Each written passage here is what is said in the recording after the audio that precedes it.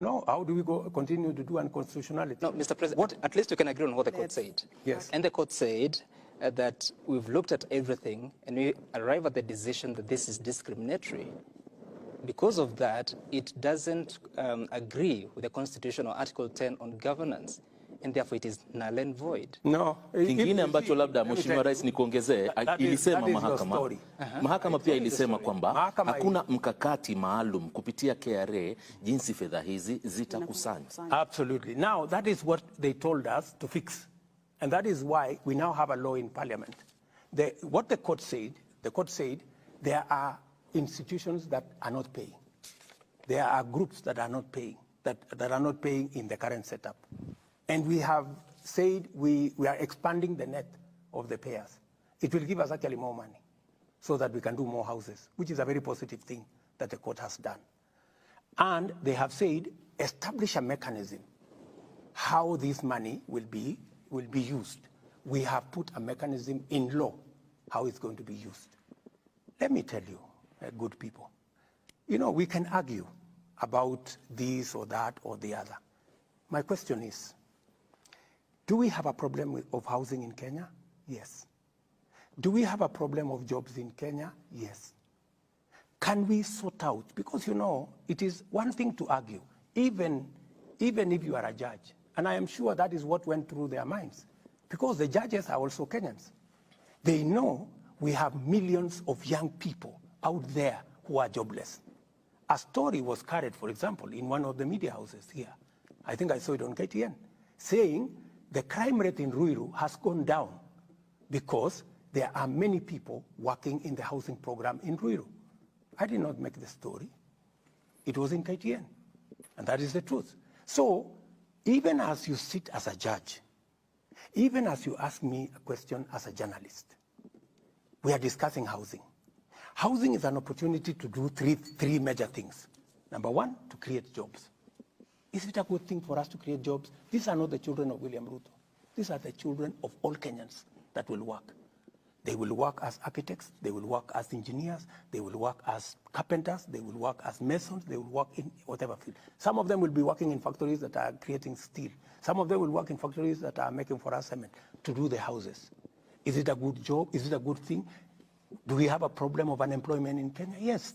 We need to sort it out. It has to be sorted out somehow. Number two, do we have a problem of industrialization? Do we have a problem of manufacturing? Yes. How do we create more manufacturing jobs, if not through programs like housing? How do we reduce the problem of land fragmentation, where land that is supposed to be used for agricultural productivity is now being subdivided for people to live? If we provide alternative housing, we will save the land that is going to settlement. We will use it to produce food so that we stop the slide into food insecurity, and we begin to tame the problem of high prices of food. Mr. President, these are obvious, and that is why I am very confident that the court will look at it, look at what is the public interest, what is the public good that comes with housing. Let me ask finally, to own a house in Kenya today, you need to have 4 million, 5 million, the simplest, the cheapest house.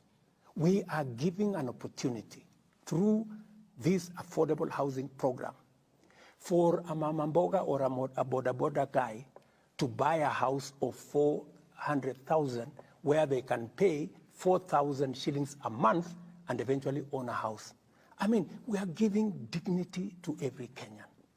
And let me tell you, finally, housing was a program that was in the UDA manifesto, the Kenya Kwanza manifesto, 1.5%. It was in Azimio manifesto, 1.5%. Yeah, it's not, and we all know that it is the right thing to do because other countries have done it and they have made a big difference. We have had this housing thing for as long as I have been a politician, but nobody has had the courage to implement it. Mr. Nobody has had the plan to do it. Have you stopped to wonder or ask what the people think, what their sentiments are about this? Because times are tough, Mr. President. Put in mind, 70% are saying no to this program. Yeah. Just wait. I want you to go to where these Kenyans are working. Go and ask them. Go and ask them. The beneficiaries, the people who are working today, they are not even the owners. They are just working. Go and ask them. And you see, this is the beginning of a program. Give it time.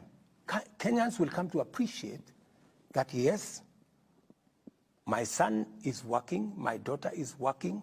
If they are not working at the construction site, they are an architect, or they work in some company, they are an accountant in some company that is doing cement and construction products. And let me ask you, countries like Singapore, like Malaysia, like Korea, we all have been talking about them. We've been saying, oh, you know, we were at the same level with Korea, but today they are different from us. They made tough decisions. That's why they are where they are. We have to make tough decisions if we have to catch up. I mean, if we want to continue to make convenient, you know, politically correct decisions, we will continue to remain in the same place. And I know, for example, that it is politically expensive. You know, I would be a very popular person if I abolished tomorrow. I said, okay, let's forget about the housing thing. People will clap for me. Mr. President, I don't think there's anyone saying that you should stop it. I don't want to be. And Mr. President, if you remember, Mr. President, I want to transform Kenya. Yes, if you remember, transforming Kenya is not a walk in the park. Transforming Kenya is not going to be done using convenient, politically correct, popular decisions. Some of the decisions may be difficult now, but we will all see the benefits as we go. No doubt about that, Mr. President. It is the wrong time. We've had housing as a plan for the last 50 years. Are you telling me for the last 50 years, there was no correct time? It is never too late. It is never wrong to do the right thing. Mr. President, just let's stay to the housing fund. Because when it started and you were walking around the country and selling this dream to many Kenyans, you told us this was a fund and we will contribute. And if you didn't want the house or didn't benefit, at the end of the day, you would get your money out at some point. Then overnight, in Parliament, it turned into a levy and a tax. What really changed and what caused you to move from a fund, which was really, really contributory, to this discriminatory fund that even the court has found to be? And does this mean that this plan changed overnight, or what really happened to cause you to make these changes? And just to stay on that point, was it necessary that we would start all these funds together in terms of, was it a must that you start the housing fund?